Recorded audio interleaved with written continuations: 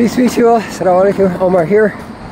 Alright, for those of you guys that don't know me, I am a doctor of health education, physician associate, family man, and moderately fit middle-aged endurance athlete.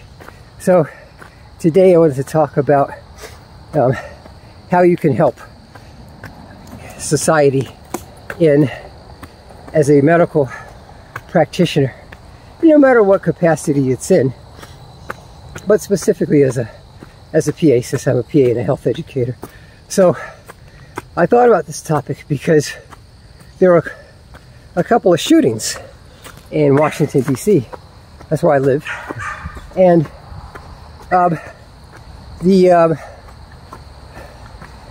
in one of the shootings, there were separate incidences, by the way, in separate parts of D.C. One was in southeast and another was in northeast. There was a teen that was killed, a young man, about 14 or 15 years old. And another shooting, there was a guy who was in his late 20s or early 30s in the other shooting.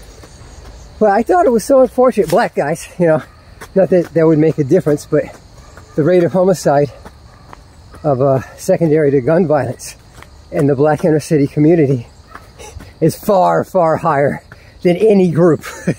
And you can blame external factors for that, but at the end of the proverbial day, it's really us killing each other. That's the fact of the matter, over whatever silly beef or whatever. And it has a long-term effect. It has the effect, number one, of causing a lot of sadness, but being financially devastating to the family, because now they got to pay for hospital bills or funeral services. And it also brings the property values down in particular areas.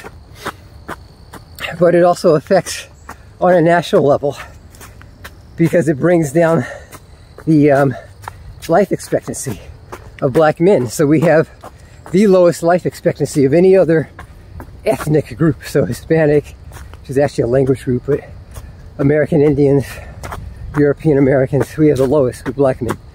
And it's because of the gun violence. So the effects are very far-reaching. Anyway, as a healthcare practitioner, you can help with things like grief counseling. You know, the folks that are actually shot, you can help them in the trauma bays and emergency room. That's where I got my training. It was at a great hospital called DC General, which was razed to the ground and made into luxury condominiums. But I would talk to the young black guys that would come in shot up, and I would ask them, like, what are you guys doing out there? Because they would come in shot up like literally every day. You know, when I was doing my surgical rotation, and the response of one of them was like, there's a war going on, doc. We out there banging. Yeah, keeping it real. But I said, you guys don't own any part of DC. Talking about it's your hood. You're defending your hood. You're causing your parents grief.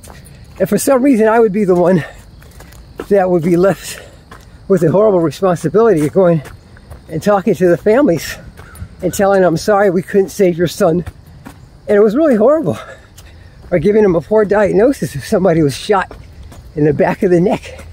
C1 and C2 cervical lesion. Now your son is a quadriplegic for the rest of his life. Yeah, it's a terrible thing. But as a healthcare practitioner, you can hopefully act as a mentor.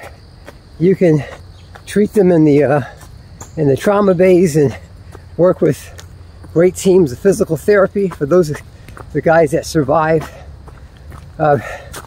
You know, infectious disease specialists, because a lot of these guys get septic when they're in the hospital for a long time.